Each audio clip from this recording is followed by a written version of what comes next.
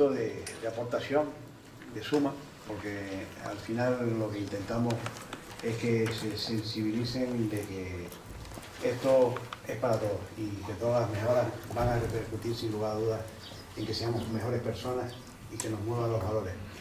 Ahora van a intervenir los técnicos de Adivia. En primer lugar lo va a hacer Diego Anaya. Diego Anaya es ingeniero de movilidad, es una persona que nos va a hablar lo que es la movilidad, que tiene también parte, porque la movilidad, aunque es diferente, se solapa con la accesibilidad. Si no hay accesibilidad, si la movilidad no es correcta, o lo inverso. Y también luego le va a continuar también dentro de esta parte, que van a ser los técnicos, Félix Montelongo, arquitecto, también trabaja dentro de la colaboración desinteresadamente. Hay que decir que todas las personas que intervienen con Adivia son voluntarios o personas que nos asesoran, así que no somos una asociación de la que tenemos una financiación económica, porque aquí nosotros intentábamos darle voz a muchas personas que no lo pueden hacer, y tenemos también un programa de radio que se llama Un Mundo Sin Barreras en Radio Sintonía, así como una página de Facebook que es Adivia Adi, que allí pueden ver diariamente cuáles son las gestiones que hacemos. Estamos intentando, pues, lo que hemos dicho reiteradamente, es buscar que entre todos hagamos mejor la isla. Pues don Diego Anaya, continúe usted con la palabra. Pues nada, muchas gracias José, gracias a todos ustedes por estar hoy aquí. Se vienen cambios en las ciudades, estarán viendo noticias todos los días, noticias en Pontevedra, Vitoria-Gasteiz, Madrid. Las ciudades están cambiando y han venido para cambiar en movilidad, y muchas ciudades ya están tratando de poner en el centro a las personas, ciudades por y para las personas, donde la socialización y el encuentro sean preferentes frente a la movilidad en vehículos contaminantes, etc. Esto ha venido para quedarse, y esto es movilidad, que es una de mis especialidades, y esto es transversal, lógicamente, hacia una accesibilidad universal. Como decía gente de Pontevedra, que me gustaba mucho la frase, todos somos personas aspirantes a ser personas mayores. Si nos va bien en la vida, pues esperemos tener años y salud, pero sin duda las ciudades tienen que ser para todos, ¿no? Independientemente de tu condición física hoy o mañana, ¿no? Junto con José, con esta labor de voluntariado que hacemos 3 arquitectos y yo, hemos ido por los ayuntamientos haciendo un trabajo en estos meses de explicar por qué es necesario cambiar y cuáles son las herramientas técnicas para que dejen de improvisar y estén planificando. ¿Qué ventajas tiene planificar en todo frente a improvisar? Que básicamente, como estuvo Antonio antes, pues casi todas las barbaridades que hemos visto son fruto de la improvisación, ¿no? Y bueno, y también que diese la sensación, cuando hablaba Antonio, de que es cierto que siempre se han hecho barbaridades en accesibilidad y nunca ha pasado nada, y no es menos cierto que el gran cambio que hay ahora es una fiscalía especializada en accesibilidad que no existía. Esto va a dejar de ser como ha sido, afortunadamente. Los técnicos nos sentíamos, podía hacer las barbaridades que hemos hecho y no había consecuencias ni penales, ni técnicas, ni nadie nos llamaba a capítulo a decir por qué no cumple usted la ley de accesibilidad o el reglamento que toque. Esto sí ha cambiado y es la gran novedad. Entre otras cosas, ya no solo la voluntad de hacer ciudades por y para las personas, sino que la Fiscalía y gente que ya está muy harta de que no se cumpla la ley, que lo sufre a diario, como decía antes José, mucha gente está secuestrada en su casa sin poder salir al espacio público o ir a ningún sitio porque la ciudad no es accesible. Pues con muchas ganas de poner escritos en Fiscalía cada vez que los técnicos y las técnicas incumplimos la ley, ¿no? Y bueno, sin más, les voy a explicar pues el trabajo que hemos hecho en los ayuntamientos. Básicamente es explicar, les hemos animado a que hagan un plan municipal de accesibilidad. Y el marco de la ley, empezamos con esta primera diapositiva que nos dice llegamos tarde, porque ya la ley de 2013 dio un tiempo a las edificaciones nuevas y a lo que existía para que se adaptasen a la ley. Para cualquier edificio público o cualquier obra tenía que ajustarse a la ley. en la nueva edificación hasta el 2010, y en lo existente, en los espacios públicos que teníamos, tenían plazo hasta el 4 de diciembre de 2017. Todo lo que se hiciese después de esas fechas, tanto en lo nuevo como en lo existente, tenían ya que cumplir la ley. Seguimos incumpliéndola. Ahora hay Fiscalía, se ha ido con mano izquierda diciendo que por favor atiendan lo que tenían que atender de forma legal, pero ya se va tarde, la Fiscalía ya existe y quien no cumpla, bueno, puede ser una amenaza, pero es que es la vida de mucha gente. Bueno, la Fiscalía está ahí y hay muchas ganas de usarla para quien no cumpla. Ya para quien no cumpla desde diciembre de 2017. ¿No? Bueno, ¿qué es un plan de accesibilidad municipal? Que por cierto también lo hemos contado en el Cabildo para que hagan un plan de accesibilidad insular.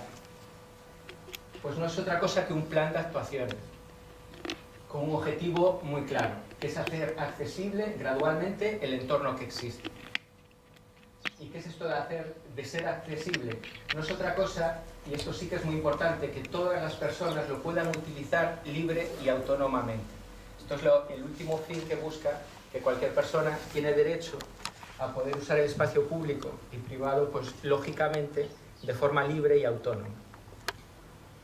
Así, esta es una foto que antes Antonio hablaba de la altura de las personas, para que el entorno sea accesible a estas dos personas, que simbolizan un poco la persona más alta del mundo y la más baja del mundo, pero cualquier persona pues deben y tienen el derecho a usar el espacio público de una forma accesible.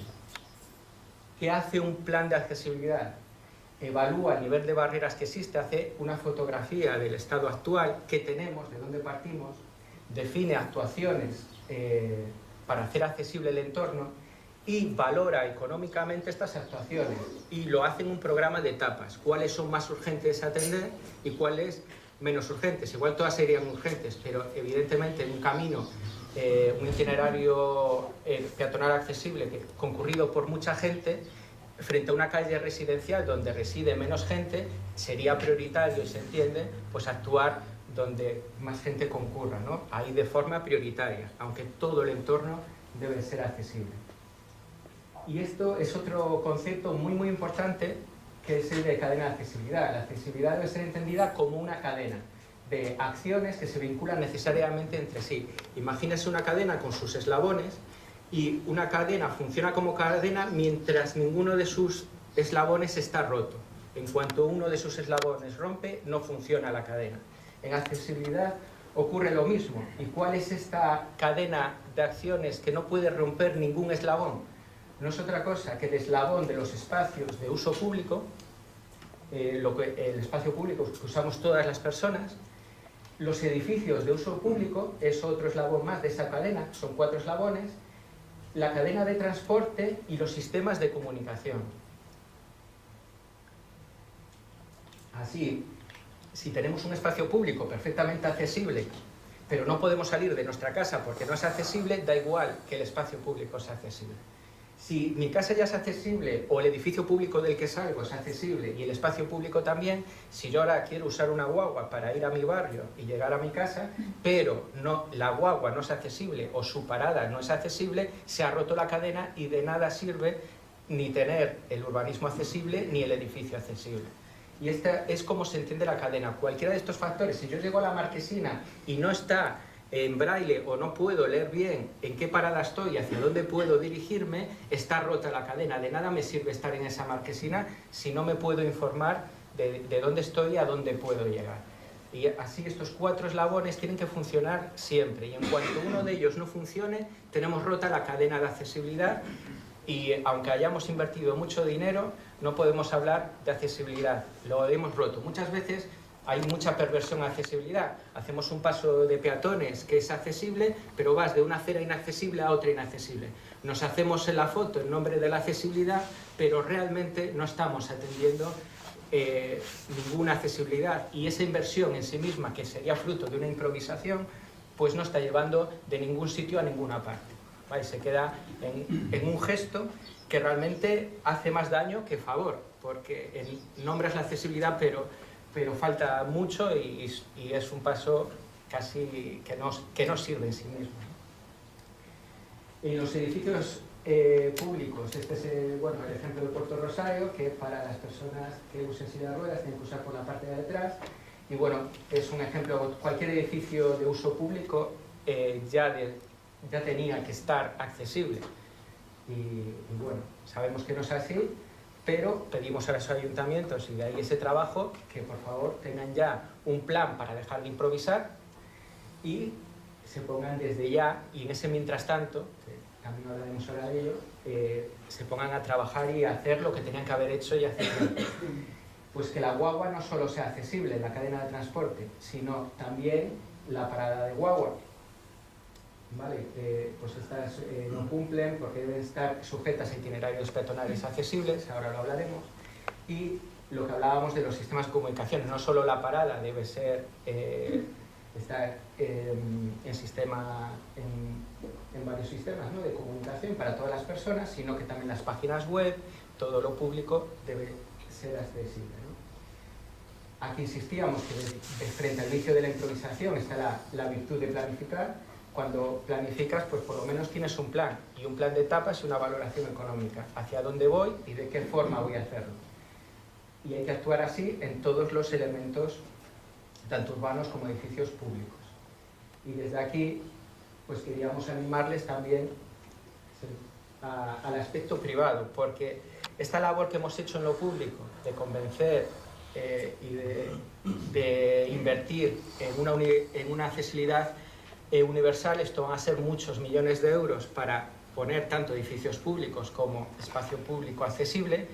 Y ya que estamos ahora en el marco turístico y de edificación privada, animarles a que aprovechen la oportunidad de que lo público va a invertir mucho dinero para hacer las ciudades accesibles, de tal forma que luego un hotel como este o cualquier otro establecimiento turístico es interesante que aprovechen la oportunidad de que ya puedo salir de casa o se va a hacer obra y vamos a estar por ello para que puedas salir de tu vivienda a un entorno accesible y te puedas manejar de forma accesible en espacio público. Cuando lleguen a mi espacio privado, mi tienda, mi negocio, pues aprovechar toda esa inversión pública para que además aumentar mi sector de clientes, si no se hace por valores, para que todas las personas lo puedan usar de forma libre y autónoma, pues si se quiere por ampliar mi cartera de clientes, ¿no? Y bueno, aquí estamos viendo pues incumplimientos de la Ley de Accesibilidad Canaria y de lo que es la ordenanza ministerial nueva que hay que cumplir hace tiempo. Por ejemplo, esto es una parada de guaguas y bueno, aquí se puede ver, por eso lo comentaba antes con un técnico, el tema de, bueno, dejar espacio para sillas de ruedas, asiento isquiático, cómo debe ser una marquesina y cómo debe estar situada, ¿no? Lo que hablábamos de la canaladura, ¿no? Cuando vas con el bastón, poder tener la línea de detención donde pararía la guagua y dejar detrás un espacio mínimo que por la orden ministerial nueva es de mínimo 1,80 m libre. Deben estar conectadas las paradas de guagua con itinerarios peatonales accesibles, que no es otra cosa un itinerario peatonal accesible. Una forma de explicarlo es que entiendan una especie de túnel donde no podría haber ningún obstáculo como mínimo en 1,80 m de ancho y con una altura que quiero recordar que es 2,20 m.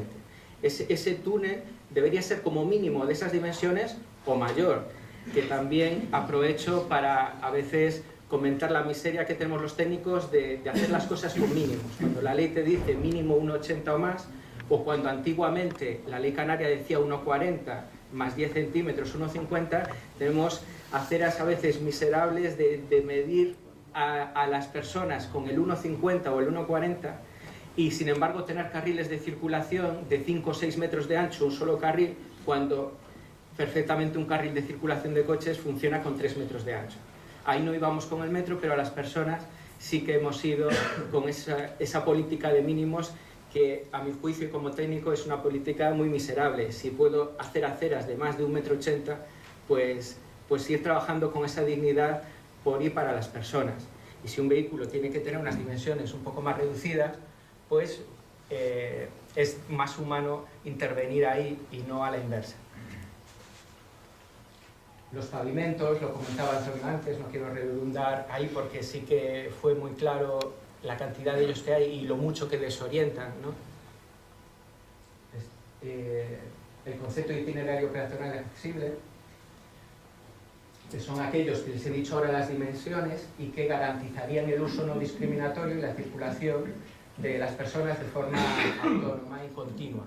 Un itinerario debe entenderse de forma continua, no un cachito de acera. Tengo que ir de algún sitio a alguna parte. Y un itinerario es mucho más que una acera, sino todo un recorrido, ¿no? Aquí podríamos ver un ejemplo de una ruta de transporte. Por aquí se movería la guagua, la línea blanca, y tiene diversas paradas.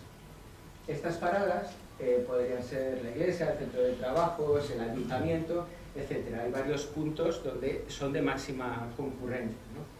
Y estos deberían resolverse, toda la ciudad deberían ser itinerarios peatonales accesibles, pero por hacer un plan de etapas, ¿cuáles serían prioritarios? Pues los que nos movería más gente, ¿no?